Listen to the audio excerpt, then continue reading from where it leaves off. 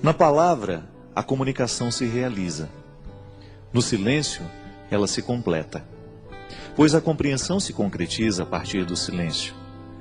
Há poder em ambos e a sabedoria é usar bem esses dois tempos da comunicação.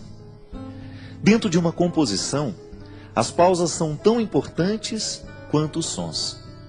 Uma boa orquestra é aquela que executa bem as dinâmicas das pausas e das continuidades.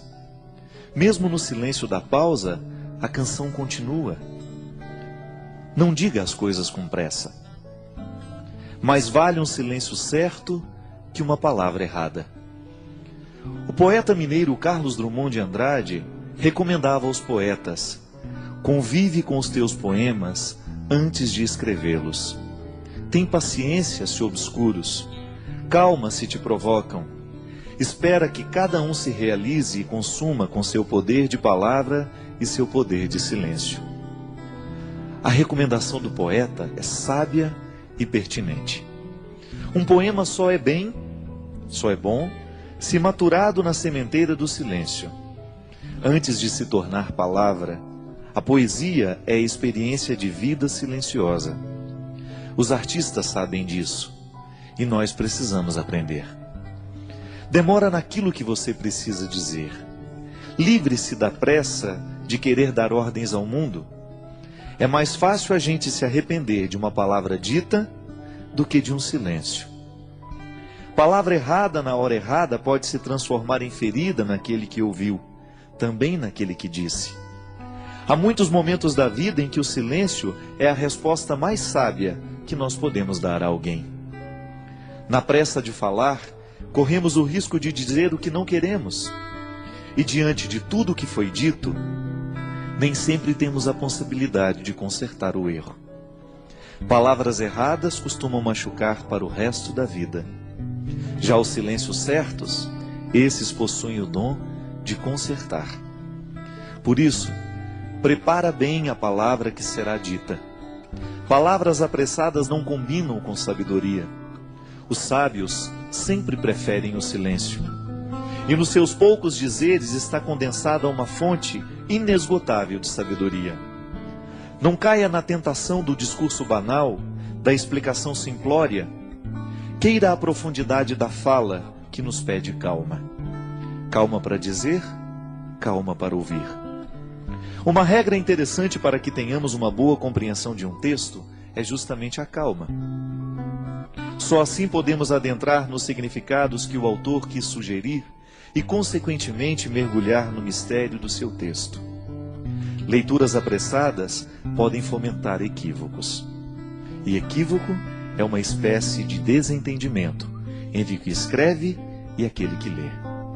É uma forma de obstáculo para a compreensão da linguagem.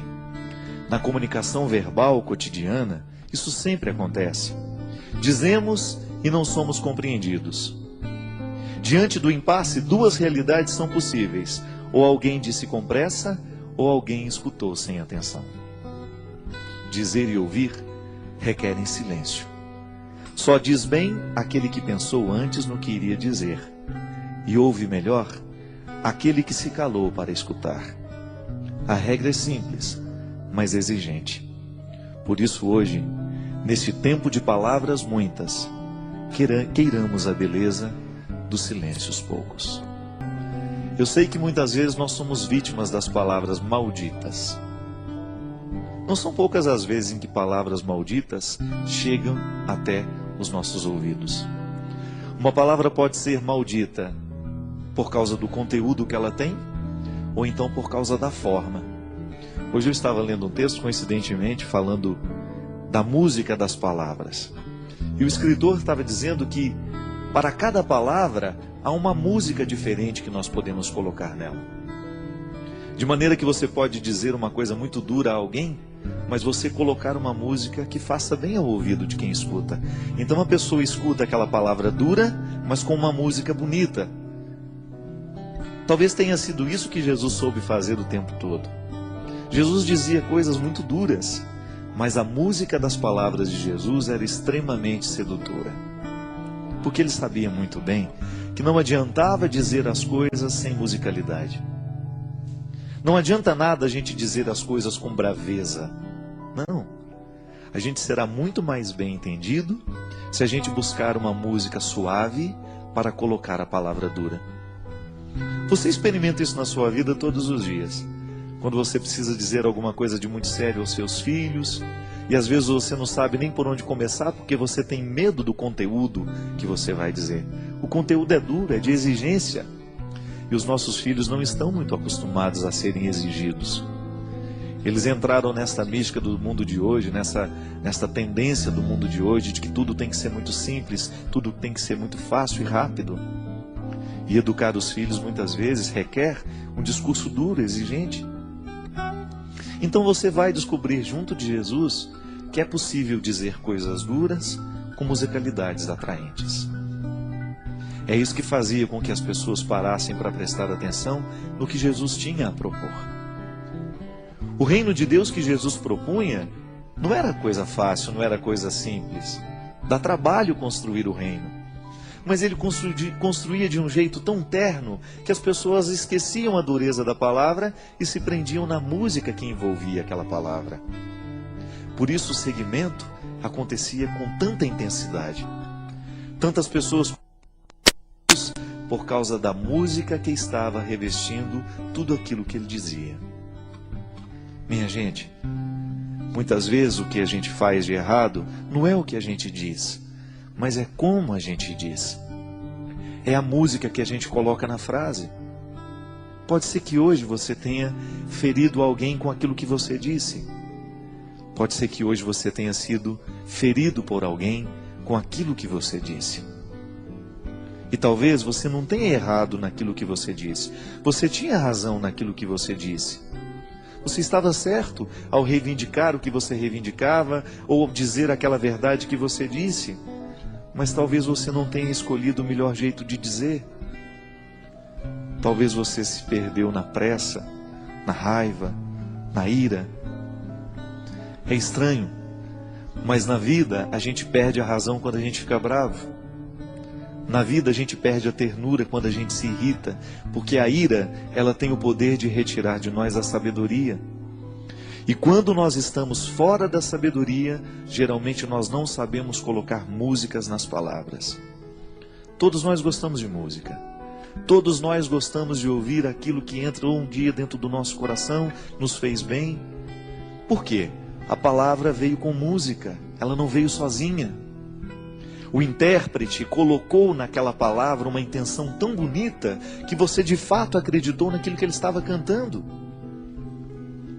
Uma canção bem interpretada, ela expressa todo o poder de verdade que o compositor quis dar. Mas aquele que interpreta, o bom intérprete, ele faz a canção se tornar ainda mais verdadeira do que quando nasceu da mão do compositor. Porque ele soube colocar a intenção da voz. Eu, quando dava aula na faculdade de teologia, lá na faculdade leoniana, eu sempre dizia para os meus alunos que seriam padres um dia: olha, cuidado para você não ficar com um tom de voz, um jeito de falar igual a todo mundo. Busque a melodia das palavras. Busque o seu jeito de dizer. E que o seu jeito de dizer as verdades evangélicas, que o seu jeito de ensinar o evangelho, a palavra de Jesus, as coisas boas da vida, estejam de acordo com aquilo que você verdadeiramente acredita em e identifica neste mundo como ternura. A palavra pode ser dura, mas a música que envolve a palavra não precisa ser. Porque aí você vai ter um poder de convencer muito maior do que se você estivesse usando a palavra dura com uma capa, uma armadura. Não. Todos nós temos medo de armadura, porque ela nos recorda a guerra. E às vezes, ao invés de colocar melodia, música na nossa palavra, a gente coloca armadura. E aí a gente assusta aquele que nos escuta, a gente machuca aquele que nos escutou. Motivação cristã. A Deus toda glória e louvor.